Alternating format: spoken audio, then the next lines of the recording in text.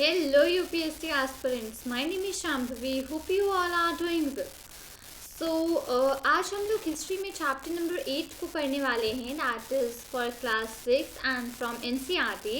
उस चैप्टर का नाम है vital villages comma thriving towns.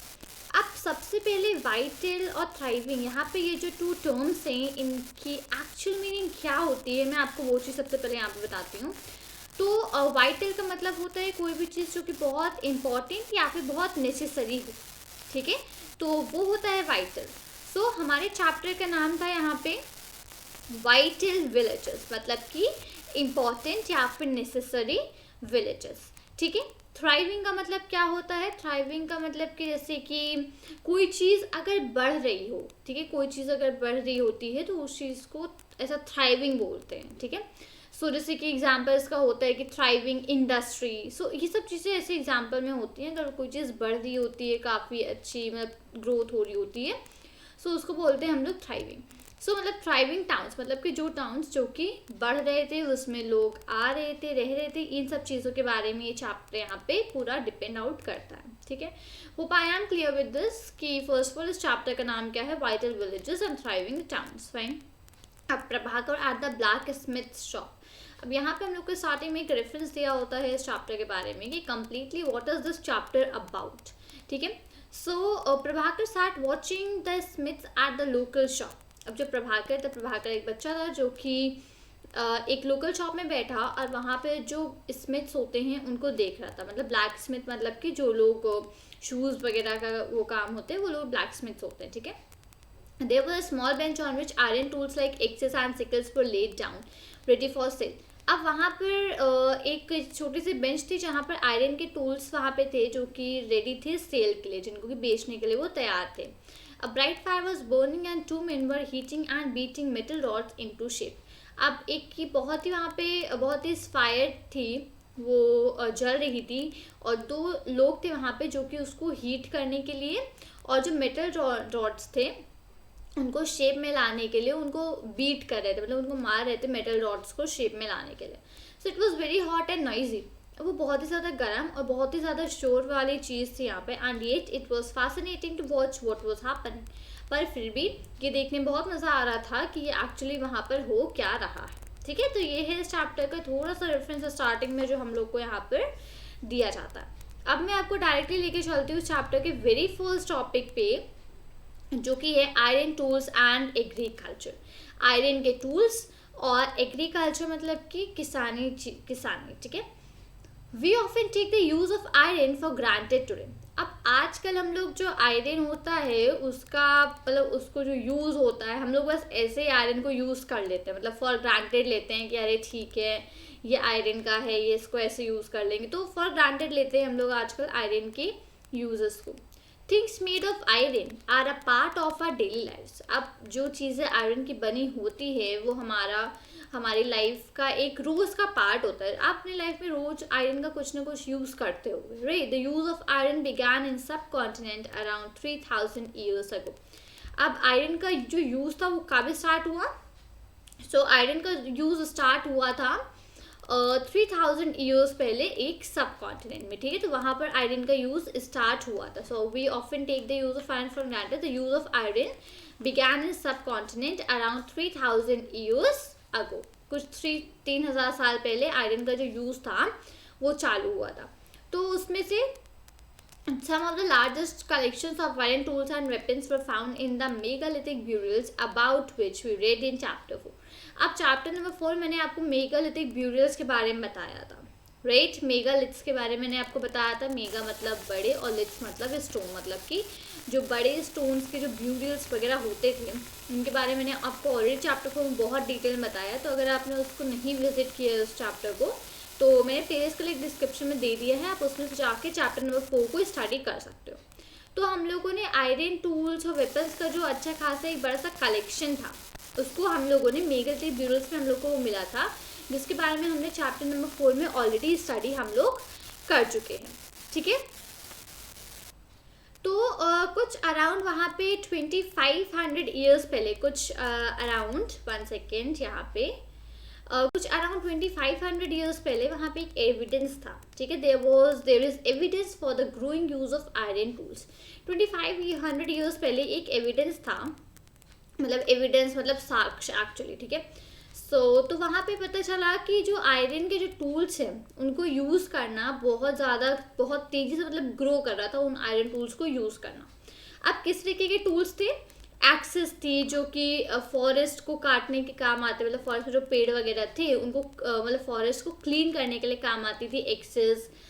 Iron प्लॉशेयर थे। हम लोगों ने प्लॉज को हम लोगों ने और पहले एक चैप्टर पढ़ा है, पहले मैंने आपको बताया था कि पहले वुड के प्लॉशेयर्स चलते थे, लेकिन फिर धीमे धीमे इंक्रीज होते होते वहाँ पे आयरन प्लॉशेयर्स आ गए थे जो कि सॉइल को फर्टाइल करने के काम आते थे। अगर आपको याद हो तो मैंने ऑलरेडी आपको चैप्टर नंबर 5 में इसके बारे में बताया है, प्लॉशेयर के बारे में। अब वापस से बोलूँगी, अगर आपने वीडियो नहीं देखा है तो नीचे डिस्क्रिप्शन में प्लेलिस्ट का लिंक पड़ा है, आप उसमें जाके पहले चैप्टर नंबर 5 स्टडी करो, फिर वापस यहाँ पे आओ अगर आपको सारी चीज़ें अच्छे से समझनी है तो, ठीक है। जो आयरन प्लॉशेयर्स थे वो मतलब यूज़ होने लगे थे, एक्सेस जो थी वो यूज़ होने लगी थी फॉरेस्ट को क्लीन करने में।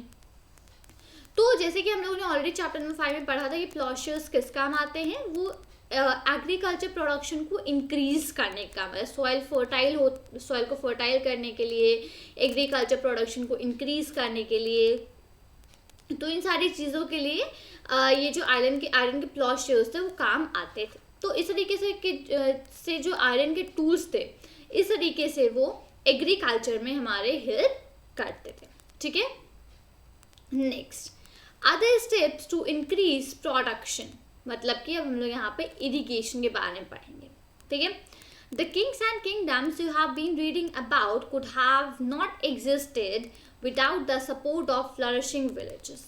अब जो किंग्स और किंगडम्स के बारे में हम लोग इतना पहले चैप्टर नंबर 1 से हम लोग ये सब चीज़ें पढ़ते आ रहे हैं, तो वो किंग्स और किंगडम्स एग्जिस्ट नहीं करते बिना किसके, बिना जो फ्लरिशिंग विलेजेस होते हैं, जो गांव होते हैं, बिना उनके सपोर्ट की ये जो किंग्स एंड किंगडम्स हैं ये एग्जिस्ट ही नहीं करते कभी।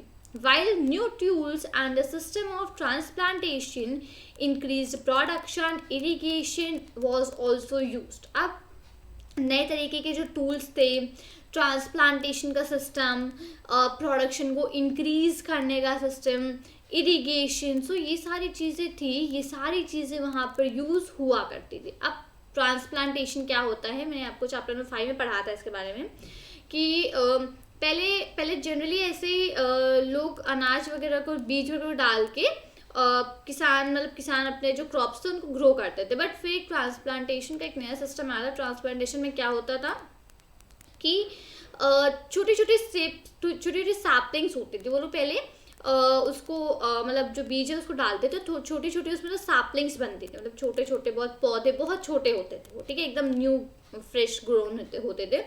तो उन सैपलिंग्स को वो लोग क्या करते थे, उन सैपलिंग्स को फिर ग्रो करके वो उसको वहाँ पे जाके अपना जो भी उनका फील्ड होता था जहाँ पे उनके क्रॉप्स ग्रो करने होते थे, उस फील्ड में जाके उन सैपलिंग्स को लगाते थे। डायरेक्ट वो लोग बीज को ग्रो नहीं करते थे, उन्होंने अपना प्रोसीजर चेंज कर दिया था और धीमे धीमे सैपलिंग्स को ग्रो करना चालू करा था। तो इससे क्या इंक्रीज हुआ था, इससे उनका प्रोडक्शन इंक्रीज हुआ था। जो क्रॉप्स उनके जो खराब हो जाते थे वो क्रॉप्स खराब होना कम हो गया था। जैसे क्रॉप्स खराब होना कम हुआ वैसे उनका प्रोडक्शन इंक्रीज हो गया था। तो इसलिए उन्होंने ट्रांसप्लांटेशन का ये जो मेथड था वो इसको चीज़ को यहाँ पर फॉलो करते थे, ठीक है। Irrigation works that was built during this time included canals, wells, tanks and artificial lakes. अब इरिगेशन का जो भी काम हुआ उस टाइम पे, तो उससे क्या क्या चीज़ें बनाई गई, उससे कैनाल्स बनाए गए, वेल्स बनाए गए, वेल्स मतलब कि कुएं, टैंक्स बनाए गए, टैंक्स किस लिए, वाटर स्टोर करने में, राइट। आर्टिफिशियल लेक्स बनाए गए। आर्टिफिशियल लेक्स कैसे बनाए होंगे, मतलब कि कुछ एक मतलब गड्ढा वगैरह खोद के और वहाँ पे मतलब वाटर वगैरह को भर करके इसी तरीके से आर्टिफिशियल लेक्स बनाए गए। तो ये सारी चीज़ें जो थी, मैं आपको यहाँ पे एक बार इसको हाईलाइट कर देती हूँ बिकॉज ज़रूरी है। Irrigation works that was build during this time included canals, 1 second, canals होते थे, वेल्स होते थे, टैंक्स, आर्टिफिशियल लेक्स, ठीक है। तो ये सारी चीज़ें जो थी उस टाइम पे इरिगेशन के मेथड से एक्चुअली बनाई गई थी। अब यहाँ पे पहले एक बार आयरन टूल्स के बारे में पढ़ लेते हैं, फिर आगे चलते हैं। जो पिक्चर दे रखी है आयरन टूल्स। अब इसमें आपको क्या करना है, इसमें ये जितने भी हैं इनके लिए आपको करेक्ट नेम सजेस्ट आउट करना है। तो ये एक्सरसाइज आप अपने आप करिए, मैं नेक्स्ट वीडियो में इसका आंसर डिस्प्ले कर दूंगी, ठीक है। Great. So if you look at the chart, you will find that some of the stages in the construction of irrigation works are as mentioned. अब आप इस चार्ट को एक बार यहाँ पे देखो। इस चार्ट में आपको देखने को मिलेगा कि इसमें जो कुछ स्टेजेस हैं इरिगेशन को कंस्ट्रक्ट करने में, कुछ स्टेजेस जो हैं वो किस तरीके से काम करते हैं, ठीक है। पहला here labour is provided by the people. जो लोग होते थे, लोग लेबर प्रोवाइड करते, मतलब कि लोग जो भी इरिगेशन वगैरह में जो भी काम करना होता था वो सारा काम लोग पीपल किया करते थे। Farmers also benefit because crop production is more certain. अब जो इरिगेशन वगैरह ये सब जो मेथड था, इससे फार्मर्स को भी बहुत बेनिफिट हो रहा था। अब किस तरीके का बेनिफिट हो रहा था? बेनिफिट ये था कि उनका जो क्रॉप प्रोडक्शन था, उनको अच्छा इरिगेशन मतलब उनको वाटर मिल रहा था, राइट। तो उससे उनको जो क्रॉप्स वगैरह थे उनके क्रॉप प्रोडक्शन में ग्रोथ हो रही थी। तो इससे फार्मर्स जो थे, फार्मर्स को भी बेनिफिट हो रहा था। Farmers have to increase production to pay taxes. अब फार्मर्स जो थे, फार्मर्स को अपना प्रोडक्शन इंक्रीज करना पड़ा था क्योंकि उनको टैक्सेस भी तो पे करने होते थे। हम लोगों ने चैप्टर नंबर 6 में पढ़ा था टैक्सेस के बारे में कि एक्चुअली जो टैक्सेस होते थे वो जो किंग्स होते थे वो अपने लिए या फिर आर्मीज रखने लगे थे, सोल्जर्स रखने लगे थे। तो उसके लिए उन्हें क्या चाहिए था? उसके लिए उनको सैलरी बेसिस पे वो रखते थे, उसके लिए उन्हें सैलरी पे करनी होती थी। तो उसके लिए वो क्या करते थे, वो सबसे अलग अलग तरीके के टैक्सेस लिया करते थे। तो फार्मर से भी टैक्सेस लिया करते थे, राइट, कि उनका जो भी प्रोडक्शन होगा उसका इतना परसेंट वहाँ पे किंग को जाएगा। तो इस तरीके से वो जो किंग्स होते थे फार्मर्स से भी टैक्स लिया करते थे। अब फार्मर्स जो थे उनको टैक्स पे करना था, तो टैक्स पे करने के लिए उनको अपनी प्रोडक्शन भी इंक्रीज करनी थी, right. Kings provide money and plan irrigation works.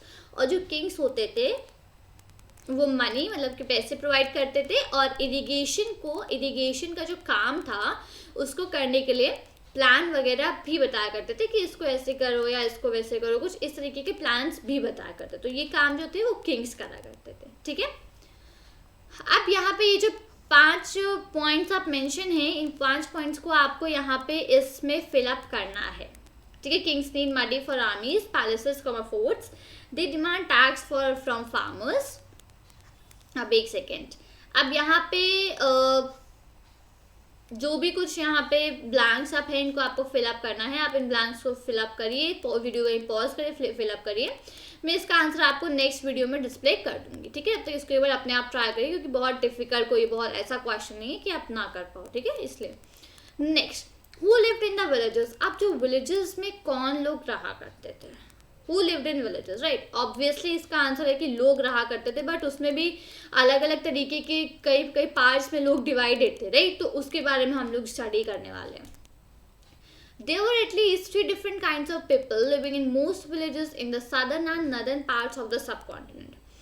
अब जो सब कॉन्टिनेंट था उसका सदर्न पार्ट मतलब साउथ का पार्ट और नॉर्दर्न मतलब नॉर्थ का पार्ट में जो थे वहाँ पे बहुत सारे विलेजेस थे, राइट। और जिसमें कि ज़्यादातर 3 प्रकार के 3 काइंड के लोग रहा करते थे उन विलेजेस में, ठीक है।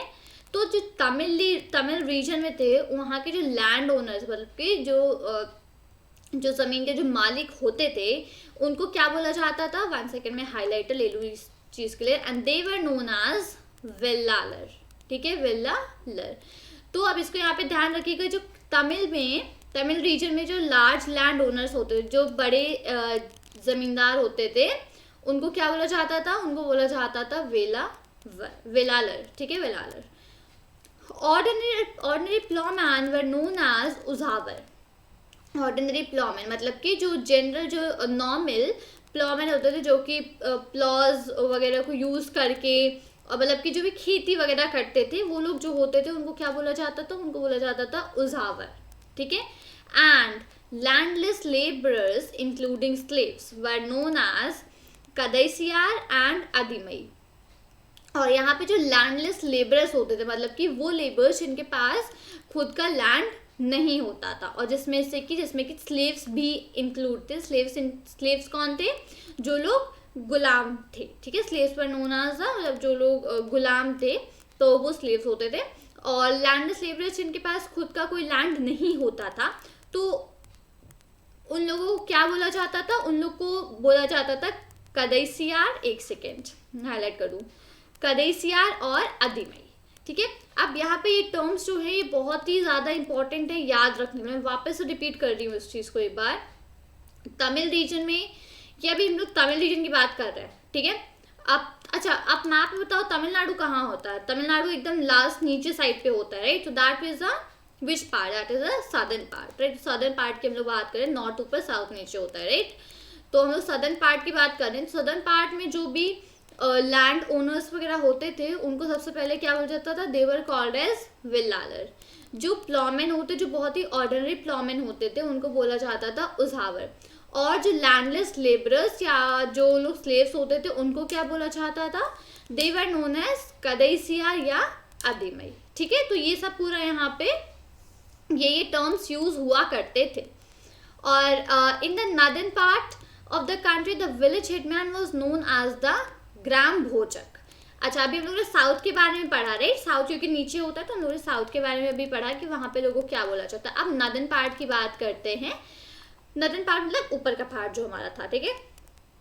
तो विलेज हेडमैन, जो विलेज का जो हेडमैन होता था, मतलब कि जो सबसे बड़ा होता था विलेज में, उसको क्या बोला जाता था? That was known as gram भोजक। ठीक है, ग्राम भोजक। ठीक है, ग्राम मतलब कि मतलब आप इसको इस तरीके से समझो कि विलेज का जो हेडमैन होता था, जो सबसे बड़े होते थे विलेज में, उनको बोला जाता था ग्राम भोजक। Usually main from the same family held the positions for generations. अब यहाँ पर ऐसा होता था कि जनरली जो मेन होते थे, जो सेम फैमिली होती थी, तो फैमिली जैसे एक फैमिली का कोई पर्सन ग्राम भोजक बना, तो अब उसी के आगे के जो मेंस होते थे, उस सेम फैमिली के मेन जो थे वो इस पोजीशन पे मतलब आते रहते थे। ठीक है, अब जैसे कि कोई फादर ग्राम भोजक थे तो उनका जो बेटा था फिर उसको ये मतलब एज अ ग्राम भोजक बुलाने जा लगा, मतलब कि विलेज का हेडमैन, फिर उनके बेटे को विलेज का हेडमैन। तो इस तरीके से ये पूरा यहाँ पे जनरेशन टू जनरेशन पोजीशन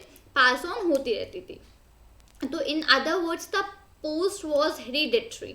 अगर हम लोग दूसरे शब्दों में कहें तो ये जो पोस्ट थी ये हेरिडिटरी, मतलब कि एक पर्सन टू दूसरे पर्सन, बट उसी फैमिली के उस पर्सन टू पर्सन पे ये जो पोस्ट थी ये ट्रांसफर होती रहती थी।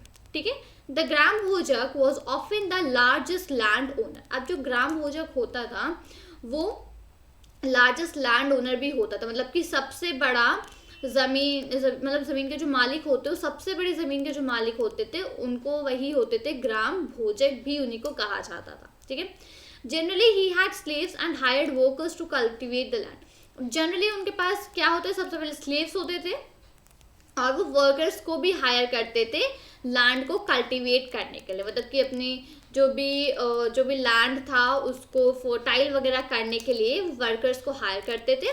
और स्लेव्स मतलब कि जनरली उनके पास गुलाम भी होते थे। Besides as he was powerful the king often used him to collect taxes from the village. अब जैसे कि वो इतने ज़्यादा पावरफुल थे तो जो किंग थे, वो किंग जो राजा हुआ करते थे, राजा उनसे कहते थे कि आप ही अपने विलेज का जितना भी टैक्स है वो अपने विलेज का आप ही पूरा कलेक्ट कर लो। ठीक है, he also function as a जज and sometimes as a policeman. अब कई टाइम्स पे वही जो ग्राम भोजक मतलब कि जो विलेज का हेडमैन होता था वही कई टाइम्स एज अ जज भी बन जाता था, वही कई बार पुलिसमैन भी बन जाता था। तो जिस तरीके का जैसा ज़रूरत होता था उस तरीके से उस पर्सन में बन जाते थे। तो ये था पूरा नॉर्दर्न पार्ट में कि किस तरीके से वहाँ के लोगों को बुलाया जाता था और किस तरीके से क्या नाम होते थे। उसके सिवा सदर्न में हम लोगों ने पढ़ा, सदर्न में हम लोगों ने कई सारी चीज़ें पढ़ी थी, अभी नॉर्दर्न पार्ट में और बाकी है यहाँ पे, तो मैं इसको आगे का लेके चलती हूँ, कंप्लीट करती हूँ। So apart from the Grama भोजक, अब ग्राम भोजक के सिवा वहाँ पे जो अदर इंडिपेंडेंट फार्मर्स थे। अब इंडिपेंडेंट फार्मर्स मतलब कि जो किसी पे डिपेंडेंट नहीं थे, मतलब जो अपनी खेती वगैरह खुद कर सकते थे। ठीक है, जिनको कि जनरली स्मॉल लैंड ओनर जो छोटी ज़मींदार होते थे, मतलब जो ज़मीन के मालिक, जो छोटी छोटी ज़मीनों के मालिक होते थे, उनको क्या बोलते थे, वही इंडिपेंडेंट फार्मर्स भी होते थे। ठीक है, मतलब वही उन्हीं को किसी की ज़रूरत नहीं होती थी, इंडिपेंडेंट होते थे। और उनको क्या बोला जाता था, दे वर कॉल्ड एज गृहपतिज। ठीक है, गृहपतिज, तो उनको गृहपतिज बोला जाता था। And then there were men and women such as the Das, Karmakra, who did not own land and had to earn a living working on the fields owned by others. और उसी के सिवा वहाँ पे men and women कुछ ऐसे भी थे जिनको कि बोला जाता था दास कर्माकर, ठीक है, कर्माकर, जिनके पास खुद की ज़मीन नहीं होती थी. एक second, such as the Dasa, oh I am so sorry, अच्छा, let that be highlighted. 1 second, मुझे let me take the eraser here. Fine. And now again the highlighter. Women such as the Dasa Karmakara, ठीक है, who did not own land. Dasa Karmakara वो लोग होते थे जिनके पास खुद की ना तो ज़मीन होती थी और उनको अपना लिविंग मतलब अपना उनको खुद ही अर्निंग करनी पड़ती थी. तो कैसे अर्निंग करते थे, वो दूसरी फील्ड्स में जाते थे और उन फील्ड्स में काम करते थे जो कि किसी और की फील्ड होती थी, ठीक है, किसी और की ज़मीन वगैरह पे जाते थे, वहाँ पे काम किया करते. तो उसी तरीके से वो अपनी जो पैसे वगैरह थे वो इसी तरीके से अर्न करते थे. तो उनको बोला जाता था दास कर्माकर, ठीक है. In most villages there were also some craftspersons such as blacksmith, potter, carpenter and weaver. अब बहुत सारे villages में वहाँ पे और भी लोग हुआ होते थे जैसे कि craftsperson such as the blacksmith, potter, carpenter, weaver. तो इस तरीके के लोग भी हुआ करते थे, ठीक है. अब the earliest Tamil compositions, अब तमिल की सबसे पुरानी compositions यहाँ पे हम लोग पढ़ेंगे, ठीक है. तो some of the earliest works in Tamil known as Sangam literature. अब तमिल में कुछ बहुत ही पुरानी चीज़ें, कुछ बहुत ही पुराने वर्क्स लिखे हुए. तो उसमें से एक था जिसका नाम था ही इधर पे 1 second, that was Sangam literature, ठीक है, जिसको कि कंपोज किया गया था 2300 ईयर्स पहले. संगम लिटरेचर एक तमिल की बहुत ही पुरानी लिखी हुई वर्क है और उसको कंपोज किया गया था 2300 ईयर्स पहले, ठीक है. जो टेक्स्ट हैं जो वहाँ पे उसमें जो टेक्स्ट लिखे हुए, जो मतलब शब्द लिखे हुए हैं, जो भी सेंटेंसेस लिखे हुए, उनको संगम कहते हैं, ठीक है. क्यों कहते हैं उनको Sangam? Because they were suppose to have been composed and compiled in assemblies of poets that were held in the city of Madurai. क्यों कहा जाता है? क्योंकि जो भी टेक्स्ट लिखे हुए हैं, ठीक है, वो ऐसे कंपोज करे गए हैं और उनको असेंबलीज वगैरह में कंबाइन किया गया. तो असेंबली जो होती है उनको क्या बोला जाता था? उनको बोला जाता था पहले संगम. जो असेंबलीज होती थी उनको संगम ही बोला जाता था. तो जो पोएट्स वगैरह होते थे उनकी जो असेंबलीज होती थी, ठीक है, उसी में इसको कंपोज किया गया, उसी में इसको कंपाइल भी किया, मतलब जोड़ा गया, पूरा बनाया गया. और ये असेंबलीज कहाँ होती थी? ये होती थी सिटी मदुरई में, सिटी ऑफ मदुरई में. तो इसीलिए इसका जो नाम है, इसका जो अर्लीस्ट वर्क इन तमिल, इसका नाम पड़ा था संगम लिटरेचर, ठीक है. क्योंकि ये मतलब कि ये जो पोएट्स वगैरह थे उन्होंने इसको कंपोज किया था, असेंबलीज में इसको कंपाइल किया गया था. तो इन्हीं सब रीजन से इसका नाम पड़ा था संगम, ठीक है. The Tamil terms mentioned above are found in Sangam literature, ठीक है. जो तो यहाँ पे जो ऊपर तमिल के हम लोगों ने टर्म्स पढ़े थे, जो कि अभी हम लोगों ने पढ़ा था कि सदर्न रीजन में ये सारी चीज़ें थी. नीचे मैंने बताया था 1 सेकेंड, यहाँ पे मैंने आपको बताया था, राइट. सो सदर्न रीजन्स में ये सब जो टर्म्स यूज होते हैं या थे मेंशन अप है, तो ये सारे के सारे संगम लिटरेचर में ऑलरेडी मेंशन अप हैं, ठीक है. तो द अर्लीस्ट तमिल कॉम्पोजिशन, तो इस तरीके से अर्लीस्ट तमिल की जो कॉम्पोजिशंस थी तो इस तरीके से यहाँ पर थी. 1 सेकेंड, इसको मैं अपनी एक सेकेंड पोजिशन में पहुँचाऊँ, राइट हियर, ठीक है. तो आज हम लोगों ने इस रिस्पेक्टिव चैप्टर में द अर्लीस्ट तमिल कॉम्पोजिशंस के बारे में पढ़ा. फिर हम लोगों ने पढ़ा कि विलेजेस में लोग जो रहते थे उनको किस किस कैटेगरीज में डिवाइड करा गया था. नॉर्दर्न पार्ट का अलग था और सदर्न पार्ट के अलग थे, तो किस किस कैटेगरीज में थे. और फिर हम लोगों ने पढ़ा कि जो प्रोडक्शन को other steps to increase production, irrigation में क्या, इरिगेशन की जो चीज़ें होती थी किस किस काम आती थी और किस किस प्रोडक्शन इंक्रीज हो. और सबसे स्टार्टिंग हम लोगों ने पढ़ा था आयरन टूल्स एंड एग्रीकल्चर. तो एग्रीकल्चर में आयरन के टूल्स कैसे यूज़ होते थे, हम लोगों ने इस चीज़ को पढ़ा, ठीक है. तो उम्मीद करती हूँ कि मैंने आपको यहाँ पे जो भी टॉपिक्स मेंशन आप करे हैं, आपने इन सारे टॉपिक्स को अच्छे से पढ़ा होगा, अच्छे से मेरे साथ यहाँ पर आपने समझा होगा. नोट्स आपने अपने खुद के बनाए होंगे क्योंकि इसमें important topics, important actually terms काफ़ी सारे हैं और आगे भी इसमें इंपॉर्टेंट टर्म्स पूरे चैप्टर में प्रेजेंट आप हैं, ठीक है। तो अगर आपने नहीं बनाया तो अब आप बना लो और नेक्स्ट टाइम तो ध्यान रखना कि नोट्स इसके अपने साथ यहाँ पे बनाते चलो। उम्मीद करती हूँ आपको वीडियो पसंद आया होगा। वीडियो पसंद आया हो तो वीडियो को लाइक करें, वीडियो को अपने फ्रेंड्स के साथ शेयर करें, वीडियो पे कमेंट करें और चैनल को सब्सक्राइब करना मत भूलिएगा। मिलती हूँ आपसे नए वीडियो के साथ। चल then, thank you and take care. जय हिंद।